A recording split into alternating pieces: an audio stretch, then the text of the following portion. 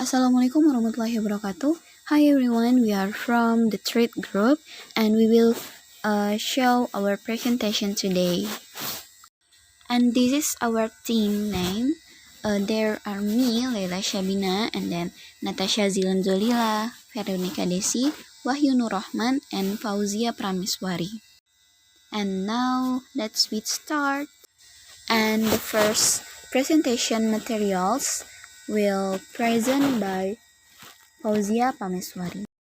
Now, I want to explain about how to cope with the culture shock. Moving to a different area can be very difficult, especially if it's a location that you have never been to before. After you come into contact with a new environment, chances are you will be hit with culture shock. Coping with the culture shock is not easy feat, but the good news is the stage of culture shocks are entirely surmountable. While no one is immune to the symptoms of culture shock, there are ways to combat this pesky feeling. The first, be open-minded. One of the most effective ways to overcome culture shock is to try and be open-minded. Treat everything new as a chance to gain knowledge about the culture. Not only does this make it easier to deal with, but you may also find certain things that you may like. Turn the shock into a learning experience or even treat it like an adventure. The second is make friends and establish connection. Culture shock has less of an effect if you are with people around you. This is particularly better if you are alongside others in the same boat, as you can go through the process together. Making friends is very important, especially at the beginning. Making friends not only makes it easier to deal with, but also goes a long way in improving your social skills that will benefit experience. And the third is embrace your own culture. Do not shy away from your own culture, as people may find an interest in things such as your hobbies, the food you eat, the languages you speak, and much more. It is definitely not easy dealing with culture shock, but it's important to know that there are people always available to help you. And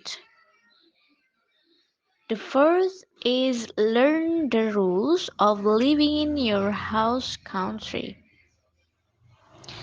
Try to understand how and why the local people act the way they do.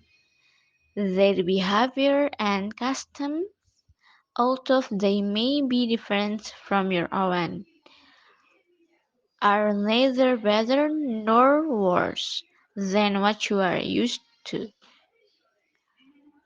The fifth is be social. When you are not feeling like yourself, being around other people is the last thing you want to do. However, you got to force yourself out of hibernation, make an effort to get to know others, but sometimes just being social can help haze and prevent you from becoming an antisocial. And yes, those are the way how to cope culture shock. Thank you.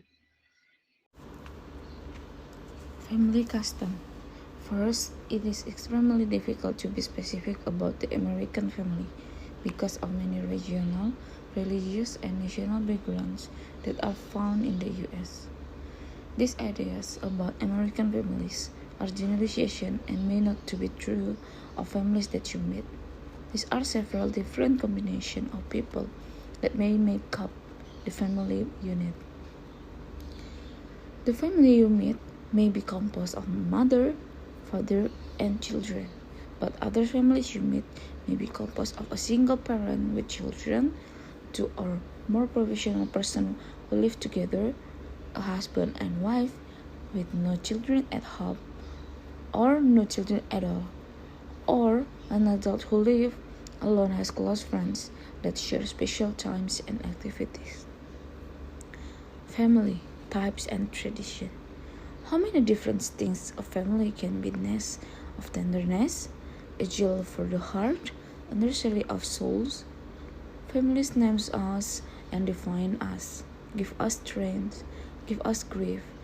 All our life we struggle to embrace or escape their influence. They are magnets that both hold us close and drive us away. And yet, is there anything we take for granted more than family? Family custom, for example. The first one is say greetings. The second, etiquette. Etiquette is like eating an important event but dangerous casually. The third is how to dress. The fourth is campus life. And the last one is the culture, which is very different from our culture. And some people who move and live they will experience culture shock.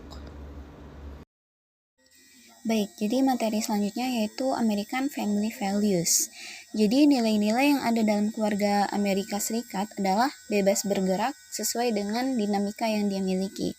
Namun, kebebasannya tidak boleh melanggar kebebasan orang lain yang hidup bersamanya. Dan nilai-nilai dalam keluarga Amerika ini bisa juga meliputi kebersamaan, kesetiaan, dan saling menghargai. Tentunya dalam keluarga sering terjadi konflik, kesalahpahaman antar anggota keluarga. Maka oleh karena itu, setiap keluarga pasti memiliki cara masing-masing untuk mengatasi setiap masalah dalam keluarga tersebut. Tapi ada juga konflik yang berakhir dengan perpisahan yang akhirnya menjadi permusuhan dalam keluarga itu sendiri. Contohnya pada masyarakat kelas atas, salah jika mereka ini dikenal dengan individualisme dan tertutup. Mereka ini sangat mengenal orang-orang yang berasal dari kalangan mereka sendiri, orang-orang kalangan atas tentunya. Memang tertutup untuk kalangan di luarnya, tapi sangat akrab satu sama lain untuk yang kelasnya sama. Kemudian peranan ayah dalam keluarga yang termasuk kalangan atas adalah sebagai aset keuangan yang dimiliki oleh keluarga tersebut. Peranan seorang pria dalam nilai-nilai Amerika sangat penting dalam sebuah keluarga karena ia akan menjadi pewaris bisnis yang dijalankan keluarganya selama bertahun-tahun. Selain itu, peran seorang wanita juga sangat dominan dalam hal mengatur keluarga dan rumah tentunya. Ia seperti kepala rumah tangga yang bertanggung jawab akan semua isi rumah.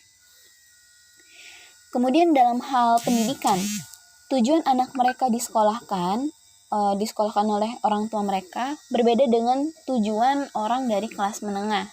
Mereka diharapkan untuk dapat menuntut ilmu dan kemudian mempertahankannya serta mengembangkan modal yang ia miliki dalam keluarga yang dimiliki oleh keluarga mereka. Sedangkan untuk kaum menengah, prestasi sangat menjamin keberlangsungan mereka untuk memajukan kehidupan ekonomi yang lebih layak. Kemudian hal ini berbeda lagi dengan kalangan menengah dari ras kulit hitam. Hal yang sangat ditekankan bagi mereka adalah tentang pendidikan. Kehidupan keluarga kalangan menengah ras kulit hitam bisa dikatakan berorientasi pada pendidikan. Mereka sangat mengharuskan anak-anak mereka untuk mengenyam pendidikan yang layak yaitu dengan menggunakan kesempatan akses ke dunia pendidikan sebesar-besarnya. Karena mereka yakin bahwa pendidikan adalah salah satu-satunya jalan untuk meningkatkan derajat keluarga mereka. Kemudian dalam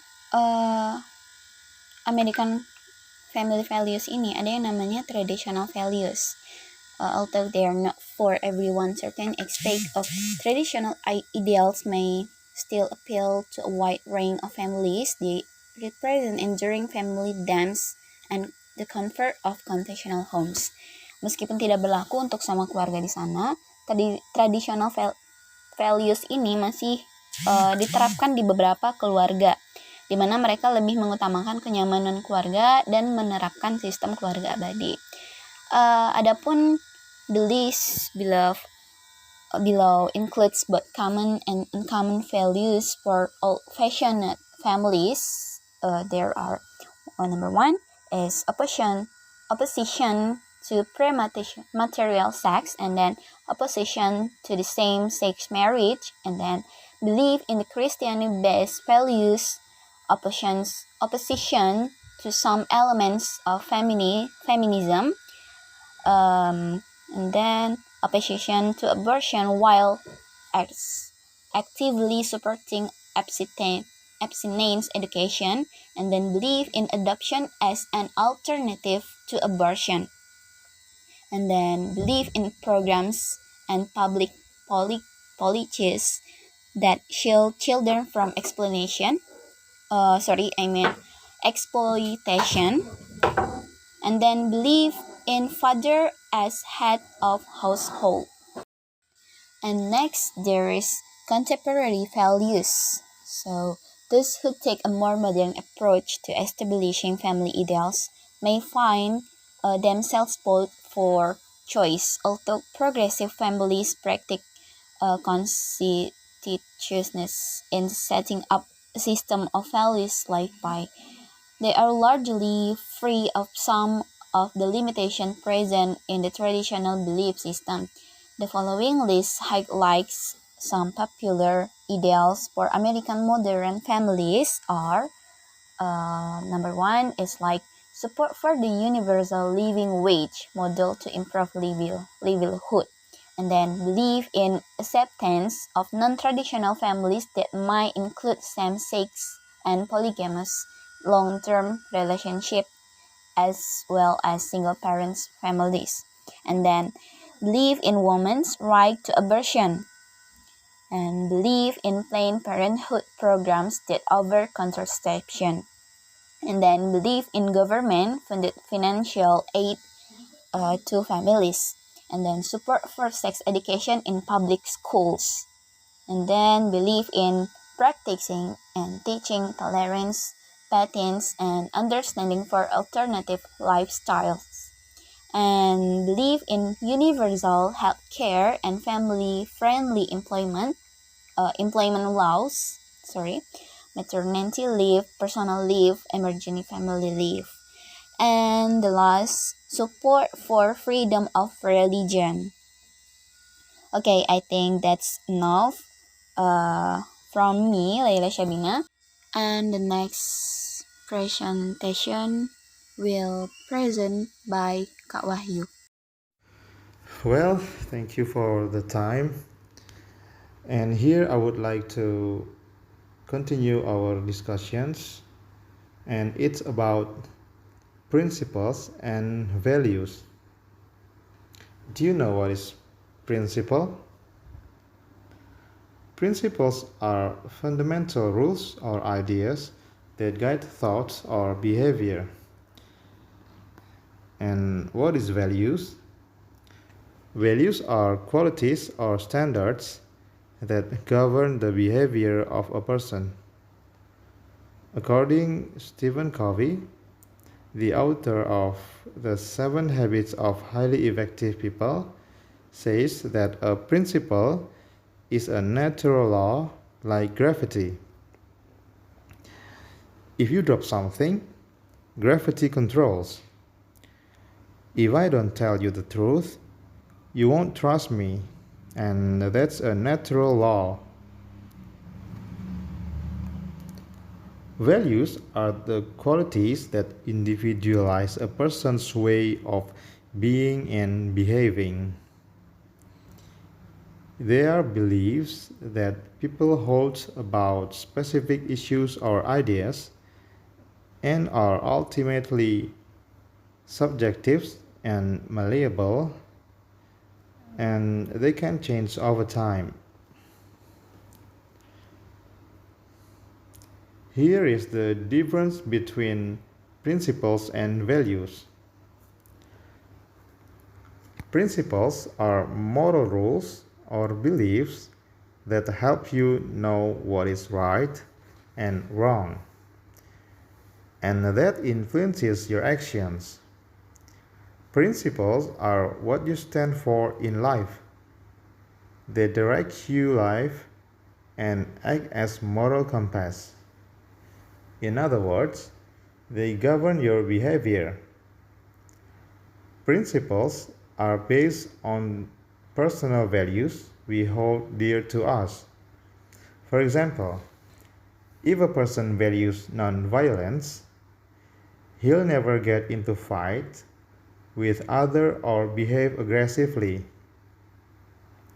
This behavior is prompted by the belief that he or she will never behave aggressively or violently. If you value honesty, you'll never tell lies, not even a white lie.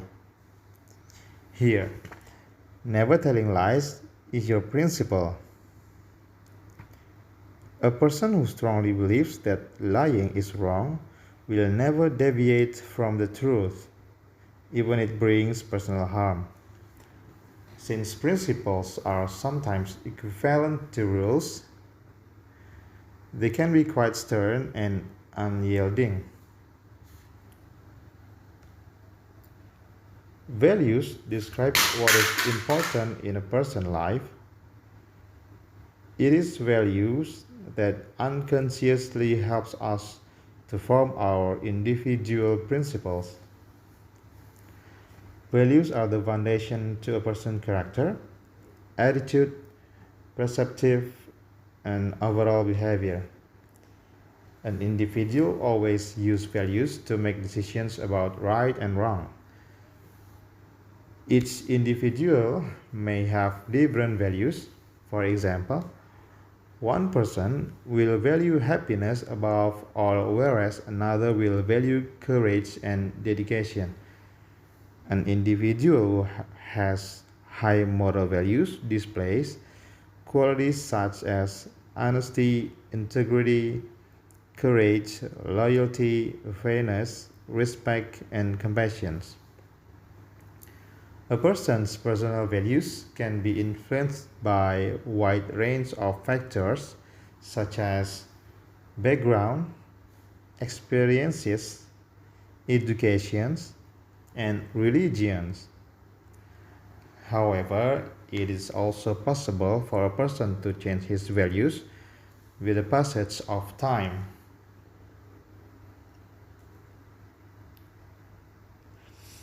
And below some values and principles that can be associated with each other. Number one, principle not eating in front of people who are fasting, and the value is respect. Number two, principle never buy branded clothes, and the value is thriftiness. Number three, principle never treat people unfairly, and the value is fairness. Number four, principles never lie, even it is to prevent harm or maybe a white lie, and the value is honesty. Maybe that's all about principle and values. We are going to the next. Re-entry shock.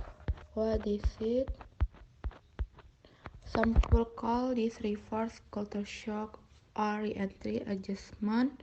What these terms refer to are the difficulties you may face upon re-entering your own culture. Typically, the more successful you were in immersing yourself in the country and culture where you have just been, the more difficult a time you will have readjusting to your own culture and getting back into the routine of your old life. What makes re-entry shock more difficult than culture shock? There are several reasons why re-entry shock can sometimes be so much more intense than culture shock. The main reason is probably because it's not expected. Students typically do a lot of planning and preparation to go abroad and are usually prepared for some of the difficulties they will entail face in a new culture. However, students tend to do a lot less preparation for returning home. They may not even think about it until they are on the plane heading home. Re-entry shock is difficult because it creeps up on you unexpectedly. Another big factor that can make it difficult is the lack of understanding and support on the part of those around you when you go overseas. People come home that you are different and they expect you to make mistakes and have some misunderstanding. However, the some understanding and support is probably not present back in your own country. It's difficult for others to understand the intensity of what you have experienced abroad and how difficult it is for you to adjust back to your own culture. It's something that seems like it should easy, but in fact it's really very difficult. Symptoms of re-entry shock: vague, disoriented or frustrated feeling, boredom and insecurity, distinct for this American feeling of alienation and withdrawal, need for excessive sleep, communication seems difficult, you find it difficult to explain things correctly, others don't seem to understand you, you feel resistance to family and friends, it's hard to relate to others or find common ground with them. All you can think about is going back. Environmental change, the effect adjustment. Noise level is different. You know hear all the background noise that you might have done out if you were learning the language in your host country. Suddenly you hear everything and it feels like sensory bombardment. Weather, humidity, and temperature, hours of sunlight, urban rural settings, racial makeup of population, smells and sound, pace of life and activity around you. Coping strategies: get together with others who have been to the same art as you, maintain a sense of fatigue and harm similar to when you initially went overseas. Keep in touch with the friend and contact you met while you were away. Seek out international news so you don't feel so cut off from your experience. Look for ways to use the new skill and knowledge you gain while abroad, like giving a slide show or talk at your local library, Rotary Club, etc. What about your experience and share it with others, or submit it for publication. Maintain a healthy diet and exercise. Visit elementary, middle, high school to speak about your experience. Get involved with international students on campus. Thank you. Okay, thank you for watch our presentation. If you dare some question for us, please ask that in the WhatsApp group. And thank you. Wassalamualaikum warahmatullahi wabarakatuh.